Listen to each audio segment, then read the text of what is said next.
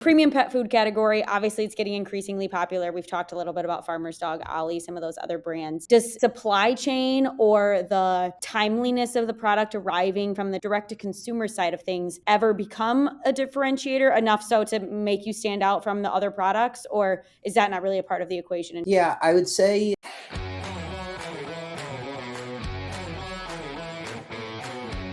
Well, my guest today is Greg Meyers, Vice President of Operations and Strategy at Get Joy Food, a fast-growing dog food and wellness company out of Connecticut that's on a mission to extend dogs' lives through better nutrition. Greg came through his career in operations and supply chain through nearly 3 years at Bark, the company behind BarkBox, managing supply chain before making the jump to Get Joy, where he now oversees the entire operations and strategy function.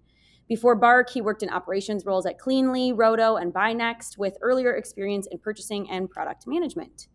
I'm excited to talk to Greg today because he really sits at the intersection of two fascinating areas of this industry: the explosion of direct-to-consumer food brands and their split between direct-to-consumer and retail presence, as well as the logistics complexity of temperature-sensitive products. Getting fresh dog food from a production facility to its final destination on time and intact is certainly not a simple freight problem. And today we're going to dig into how they actually do that. So, Greg, welcome to Inside Freight. Thank you. Thank you for having me, Kelsey. Of course, it's our pleasure. So yeah, like I said, you've built your career across both operations and supply chain in really varied environments, startup logistics, subscription boxes, and now fresh pet food. What's kind of drawn you to operations and supply chain, and what's kind of keeping you in this industry? Yeah, so when I first started out in operations, I actually got a degree in supply chain. Okay. And I know it's kind of rare these days to have a degree in something that you're actually doing. You know, but what really drew me to it then was the ability to do a lot of different things. Yeah. Right. Supply chain doesn't just mean, fulfillment, doesn't just mean manufacturing or shipping or,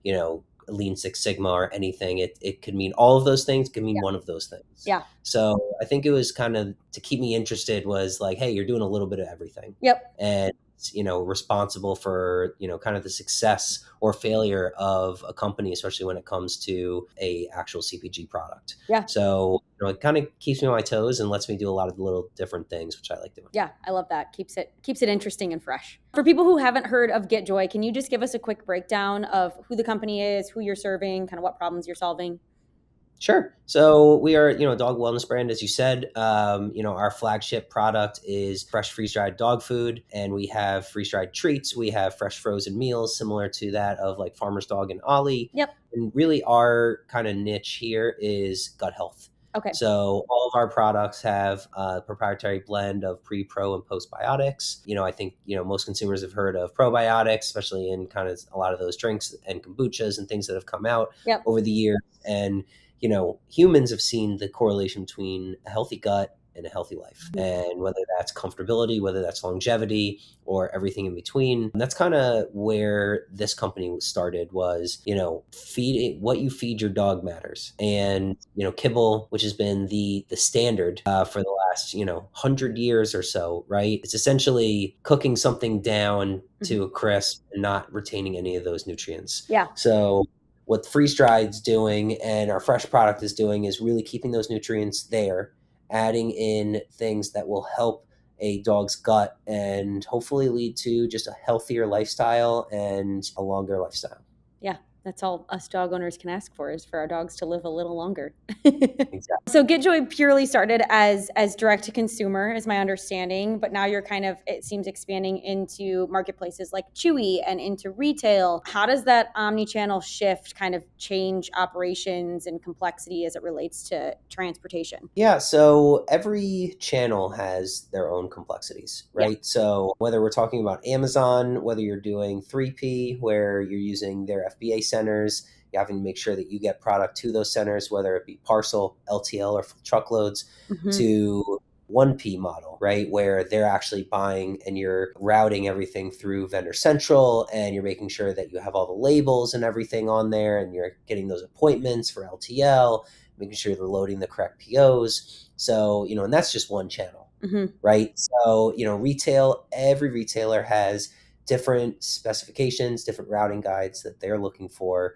to make sure that they can receive their product ultimately in the right way, right? So you don't blame them for, kind of having all of these guidelines and SOPs, because you say, yeah, well, not every company has the same system, same WMS. same receiving processes. So, you try to make sure you do everything you can for every retailer so that they can receive your product accurately and properly. So some retailers are collect, where they're sending trucks. So you're worried about routing properly, getting the right cubic measurements. If they're picking up 10 customers from 10 locations in the same day, and you provide a cubic footage that is half of what you're actually providing, you could throw off the entire route for the day. Yeah. So it's really important that you're routing things properly. And then on the prepaid side, making sure that we're working with a correct broker that is going to handle a lot of that last mile logistics. So coordinating the delivery appointments, Okay. making sure that the driver that they're coordinating with is arriving on time and on It's the not right day. perishable product a lot of times. Exactly. Yeah. Exactly. And especially when we're talking about reefer trucks, right? And making sure that, the reefer truck is at the correct temperature and that product's being received properly and that it's coming in at the right time so it doesn't sit on a dock and potentially thaw. So, there's a lot of different complexities, but, kind of once you have a good understanding of it and you have the right broker Yeah. and the right 3PL, I think that makes your job a lot easier. Yeah, absolutely. You mentioned, so obviously I'm on the marketing side of the business. I've been in the industry for 5 years now, so I've learned a lot, but I'm not the freight broker, calling the customers and carriers daily. So you mentioned the Sure. term, I think you said FBA center or FPA center. Can you F- explain what that is to me as someone who doesn't know what that is? Yeah, so it's called fulfilled by Amazon, Oh, okay. right? So Nice. Yep. Amazon, so when you're working with them as a 3P Mhm. where you own the product, but Yep. they fulfill the product, they're Yep. basically acting as a giant 3PL. Yep. Okay. Gotcha. That's interesting. Whole other side of the business that I wasn't even, you don't even think about the just levels of this industry that exist on the day to day. So it's crazy. For sure. You came from Bark, obviously, which is a pretty significant direct to consumer operation that's grown, dramatically over the last, I would say, especially over the last 10 to 15 years. I'm an OG fan of the BarkBox. Used to get them for my dog back when he was a little bit more Sprite. But it's super cool to see them in Target and Costco now. So were you kind of a part of that transition to retail when you were working there? And if so, like, what did that teach you and what did you bring from that to your experience at GetJoy? So when I got added to the retail team, we had already been in several large retailers. Okay. Already in Target and had quite a presence in Target, Nice. Petco, PetSmart, and a lot of other like smaller retailers as well. But the business was really exploding. This was kind of towards the tail end of really COVID. And once you got into Target, people wanted the product, and especially Walmart. So Walmart had reached out to us. We were negotiating with them to create pretty much really unique lines specific Yeah. for Walmart, right? And that's kind of what we did for Target and what we did for a couple other retailers. Tractor Supply as well was onboarded when I Oh, was on the nice. team. And that's really the pitch is like you're not getting evergreen product, you're getting Yeah. specific lines, seasonal lines potentially, and your own specific evergreen product that you could always order. It was really exciting to kind of see how that exploded while I was there. Yeah, that's awesome. You touched a little bit on this in our previous question, but can you touch a little bit more on kind of what your carrier mix looks like? You're using reefers. I assume you're using full truckload or at least LTL for like the freeze dried product. Is anything coming from overseas and you're utilizing drayage? Are we using rail? I'm just kind of curious, like how much you're touching across the modes. Sure. So nothing international. We have explored purchasing some raw materials from there, packaging specifically. Yeah. They even with customs, even with tariffs, if you're ordering at a large enough quantity, there is some real savings there. Yeah. Some of the manufacturers that we use for packaging here, obviously, turnaround time is the most ideal. Value add there, and quality is obviously good, and you have a little bit more assurances there versus international. But so we're not doing anything international. We do ship some LTL. I try to do as little of that as possible, mostly because the amount of time that it takes to get from one location to another, and you don't know how many times that's being offloaded and into another distribution center. So specifically for the ambient product, we do a little bit of LTL, most truckloads, because pretty much anything over about 8 pallets is just makes sense to get a full truckload over LTL anyways, cost wise. And then you have security and safety there as well. And timelines are a lot shorter. So we do that for the ambient product. On the frozen side, frozen LTL doesn't really exist in a way that is economical right now. Even shipping one pallet from here to California, so New York to California, it's going to cost almost as much as just getting a direct truck.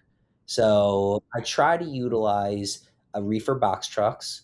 They are cheaper, and especially with the origin of the tri-state area, we do have so much opportunity here Yeah. versus other places across the country where you don't have access to these reefer box trucks, especially. Yeah. And so that's what we've been kind of doing. And then there are cases where, if I'm picking up from our co-man in large enough quantities, especially over 12 pallets that, won't fit on a box truck, we're getting regular reefer full truckloads. Yeah. Nice. Very cool. But kind of speaking about, going across the whole U.S., it looks like you guys have several different production facilities across the U.S. Correct me if I'm wrong. But how are you kind of maintaining product consistency when everything's going at a slightly different, length of time? Or what are some of the, I guess, like standards that you have in place to just ensure that consistency across the board, no matter where it's going? So are you referring more to like the production of the product or the distribution of the product? I guess I should say the distribution of the product, like getting it to the end consumer. Totally. So we use one 3PL right now.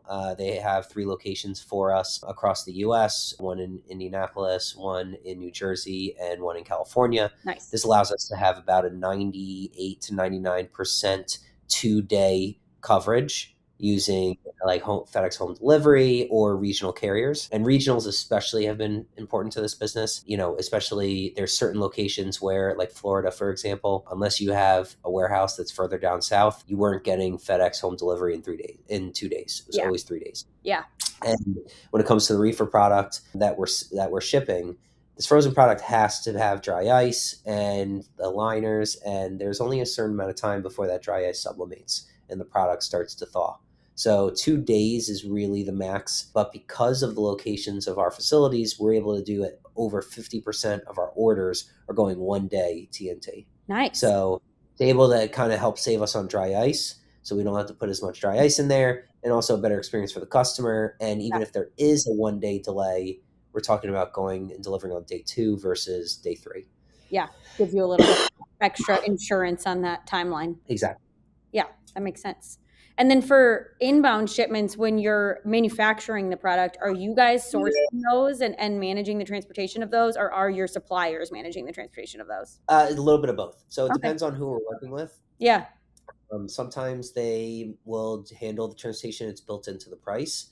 Okay. Other times it is me coordinating the truckload. So it looks like you just launched in over 350 even Sprouts locations nationwide, like last month or April-ish timeframe. Yep. So massive accomplishment for the organization. Congratulations. What kind of operational prep, is involved in a rollout that large, and kind of how far in advance were you guys already talking about this and planning for it? Yeah. So in something that large, inventory is like the main priority. Yeah. Right. So when we are signing an agreement like that, we are essentially dictating to a degree the launch date. Essentially, you have to look at what POs are in production, what inventory you have, and what the likely forecast will be for a rollout like that. There's a lot of challenges there, right? You don't always get a forecast from the retailer as quickly as you may need it to be able to place a PO to then move forward. So it's a lot of guesswork, unfortunately. And that's kind of where that starts. From there, you're working on EDI setup, right? How are you getting orders transmitted? Making sure it's going through your EDI provider correctly. Yep. Learning how to use their nuances of what they need, right? Everybody needs an acknowledgement, but what kind of labeling do they need? Right. Where do you get those labels? Do you generate those labels, or do they come through your EDI provider? And then getting a routing guide, right? Those are the things that you want to get done as quickly as possible so that you're ready. The last thing you want to do is send a routing guide to your 3PL right before you send your first PO. Yeah. And they have questions, and you have a lot of the times you don't have too much time before the retailer might come and pick that up. So you want to try to get everybody kind of as prepared as possible. And even then, there's usually some issues that come through. Yeah, I imagine there's always a surprise or two with a launch that big. You can't plan for everything, unfortunately. For sure. But as long as you kind of check off those boxes, a lot of the onboarding of new retailers, whether it's a 5-store location or a 300+ store location, a lot of those check boxes are the same. The main difference is placing a PO and inventory, depending on the size. Whether you can share specifics or not share specifics, does Get Joy have plans to work their way into additional retailers in the future, I would imagine, or Absolutely. So retail is becoming a really large part of what we're trying to do. Obviously, there's a lot of growth on the DTC side of the business. There's a ton of growth on the Amazon side and Chewy side, but retail is really an untapped market. We went from primarily targeting independent pet, which is like Mhm. your mom and pop local pet shops, Yep. right? Maybe small chains that Yeah. are all being serviced by national distributors or local distributors, to really focusing on more of a larger retail, big box slash grocery. And I think that's really like an untapped market. The grocery side of the business, especially for pet, they're all looking to kind of improve on what their offerings are. And they want a not low end option, right? They're looking for something that, especially in like a Sprouts, for example, Yeah, that is like a certain kind of consumer, absolutely. right? More of the whole consumer. Exactly. It's probably rare that you have somebody that's going to shop at Sprouts, that's going to spend the money that they can on Sprouts, and then buy a, 100 pound or 50 pound bag of dog food Yeah. that's kibble that costs $50, Yeah. right, or $80.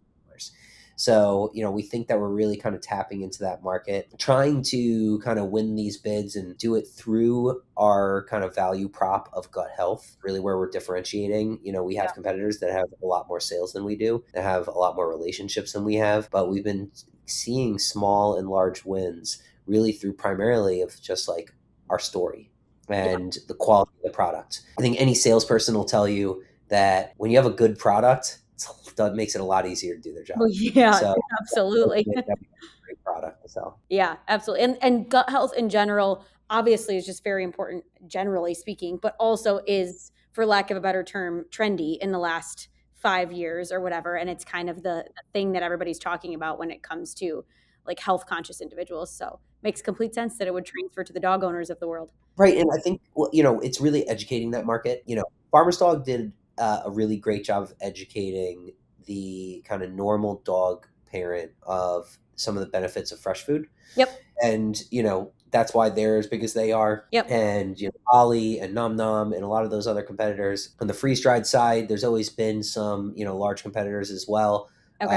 that really have a foothold there, but they're not doing the exact same thing that we are, especially focused around gut health. And I think it's really educating the consumer of the signs that their dog are showing them that they think are normal, because maybe when they were a kid their dog did that, and they just kind of don't think about it more than once. So, a dog that's itchy, licking their paws, Mhm. right? A dog that, has diarrhea multiple times a week, Yep. right? That is not normal. Yeah. That If it shouldn't, was that's happening to a human, we'd all be highly concerned. exactly. Exactly. So, and there's a lot of people, and not to any fault of theirs, is, poop is a very good indicator, right? Yeah. And a lot of people have fenced in backyards and they don't see what their dog's doing. I grew up that way. I walked around when I was 13 and picked up poop in a backyard, but we never like saw it. Being in New York City and having a dog that you have to walk multiple times a day, You you've have seen to every pick it dog. up. Exactly. So you can kind of correlate back to what did they eat Mm, and what is their stomach, not able to handle. Maybe that's cheese, maybe it's peanut butter, maybe it's, yeah. a fruit, a vegetable, right? Things that are safe for dogs to eat, but doesn't work with your dog. And our food it kind of eliminates a lot of those factors. Also strengthens their gut so that they can eat those things. So Nice. if they do get in and eat, you do want to feed them a piece of cheese or a pup cup, right? For example, you can do that because They have you've more been feeding protection. the food long enough time that it helps strengthen the gut health. Yeah, no, that makes sense. Out of pure curiosity, where is your largest customer base? I'm curious if it's in a more metropolitan area just because of what you were just saying. Yeah, I would say the Northeast is the Okay. largest density. Part of that is because are a Connecticut-based company. Yeah. So I think, a lot of word of mouth Yeah. has helped grow the company, especially from the beginning in the Mhm. Northeast. I also think it'd be naive not to mention, price point and Yeah. household incomes, Yep. right? And how the Northeast does have that on the higher end. But we have identified markets all across the country that we've been pushing into with these marketing teams, boots on the ground, trying to do some pop-up events. And a lot of these cities in the South and in the Midwest and the West Coast, try to kind of expand that user base. Very interesting. Kind of pivoting here a little bit back to the transportation side of things.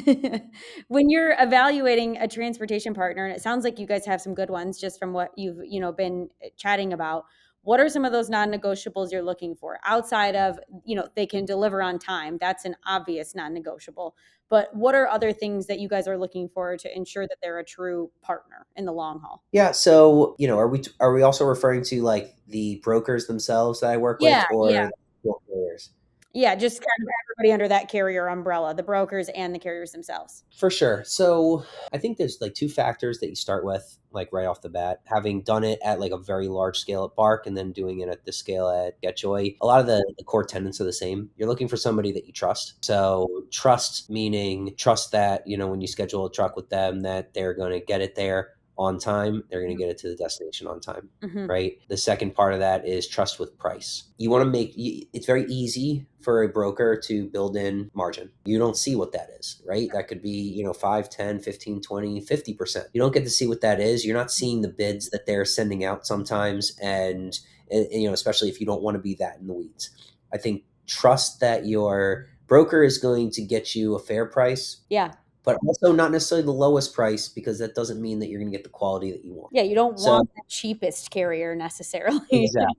Exactly. And, sometimes there are cheaper carriers that have great service and that they're highly rated and they're winning every bid they probably bid on because so I think, trust is just really the main thing. And, kind of when you find a broker that, sees the value in your business and knows that, hey, like this, GetJoy is small now, but we've seen business grow a little bit over the last couple of years, and they could turn into $100 million company. And now this business goes from $15,000 a week to $100,000 a week. Yeah. And it's kind of, having a partner, like a true partner there. And I'm lucky enough to have found somebody that, we met when we were at Bark. He was young, he was hungry, and, really impressed me and impressed people at Bark as well. And when I ended up moving over, he ended up switching jobs, and, we connected pretty quickly, and things have been very easy since. He makes my job a lot easier. He does a lot of the work that I'm sure some brokers don't do.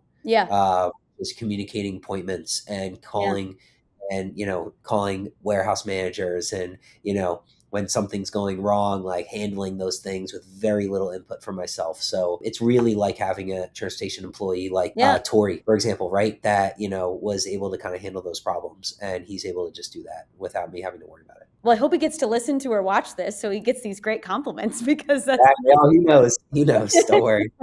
Well, yeah, you want somebody who's like truly an extension of your team, like you said, that's like invested in the business, invested in the growth of the business, because then you can trust them. Yep. Absolutely. What do you know now about building those relationships with carriers, transportation partners, brokers, whoever it might be, that you kind of wish you would have known earlier in your career? I think there's certain questions that you want to ask. Yeah. Everybody can sell you the same story. Obviously, an RFP can kind of weed it out a little bit. You really want honesty. Like I said, anybody can bid on something at the lowest price that they bid in their system and kind of fool you to a degree. So I think just like knowing the right questions to ask as far as like, what do they value, right? Are these experienced carriers that they're working with? Do they have issues? What do they do when there is an issue? And how do we work together when inevitably something's going to go wrong? Kind of pivoting into my next question, what does that look like when something goes wrong for you guys? You kind of, a lot of your product lives and dies by that on-time delivery. So, let's say something happens, whether in or out of your broker's or your carrier's control. Can you maybe give like an example of, one of those more on the edge of the worst case situations and kind of what happened and how your team handles that? Sure. I can give you two. So, especially with a reefer truck, there are instances where, it's going to break down potentially on the road. And, they are, I would say in my experience, they're trying to troubleshoot it as much as they can before they let me know. One of the things that I kind of impart on the brokers that I've used in the past is, don't just come to me with the issue. Come to me with some sort of options for a solution. Yeah. Or I'm already looking into X, Y, and Z, and we can maybe do this. Exactly. Yeah.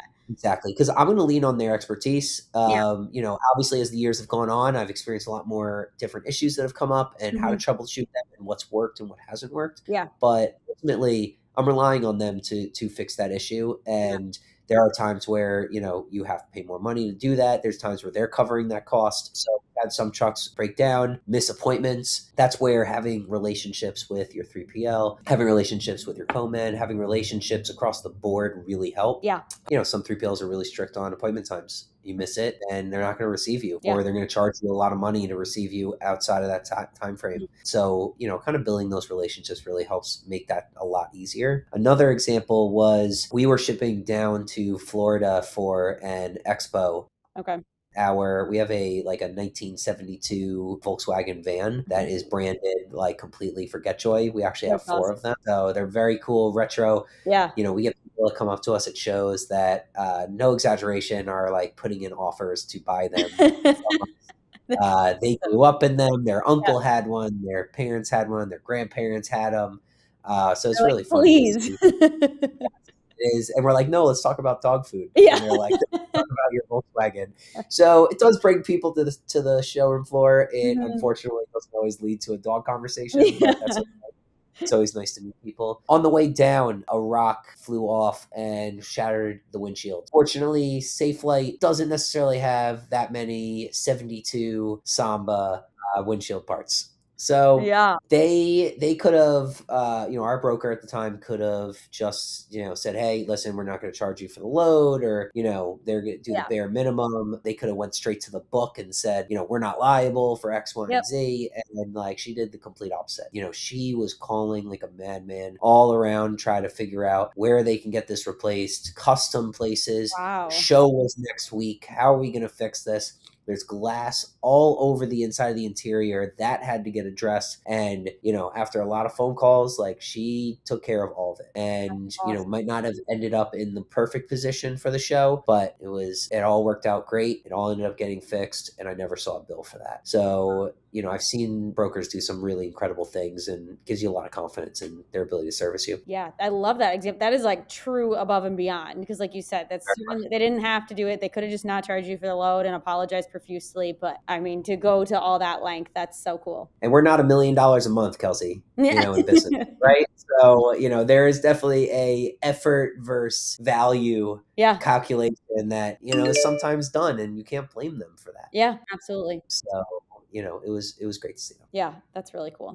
Premium pet food category. Obviously, it's getting increasingly popular. We've talked a little bit about Farmer's Dog, Ollie, some of those other brands. You've mentioned that gut health is a massive differentiator for you guys. Does supply chain or the timeliness of the product arriving from the direct-to-consumer side of things ever become a differentiator enough so to make you stand out from the other products? Or is that not really a part of the equation in terms of, differentiators in the market? Yeah, I would say, with scale, that can happen. Yeah. Right. So, I haven't, ordered Farmer's Dog personally, but my assumption is that the size that they could leverage way more than 3 locations across the country, and probably almost guarantee 1 day time in transit to all of their customers if they wanted to. Yeah. Now, it comes at a cost, fulfillment wise and Mhm. operationally on the other end. But I think scale is really what helps provide that differentiation, because That you're makes able to leverage that for more facilities, for better rates, that you can pass on the savings to the customers and things like that. Yeah, absolutely. What's something that you wish brokers that,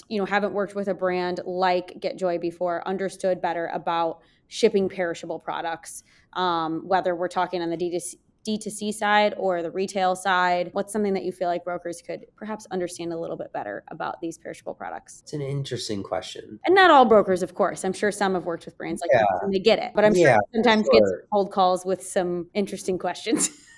Totally. I'd say on the frozen side of the business, reefer trucks they're not nearly as prevalent on Okay. the road as ambient, Yeah, right? that's So, interesting. I wouldn't have thought of that. You just assume a reefer is for refrigerated and frozen. right. I'd say there are, doing certain RFPs, you ask certain questions, and, there's definitely a lot more knowledge around normal LTL and FTL than Yeah. there is, reefer FTL. So I think more just educating themselves in that space, especially since there is a lot of brands that are coming out with, frozen products. I think a lot of the cases is that it's a a great way to give, humans, dogs alike, more whole food ingredients versus like a can, for example, right? I mean, the explosion of, frozen corn and frozen vegetables Mhm. versus canned vegetables, right? Obviously, it's nothing new, but Yep. you're seeing like that exploded. And I'm sure it was no coincidence that, the amount of reefer trucks that got put on the road around those times Mhm. exploded, Yeah. right? Yeah. So I would really say just more educating themselves on that aspect of it. Okay. Um, and trying to find more and more partners to give more and more flexibility.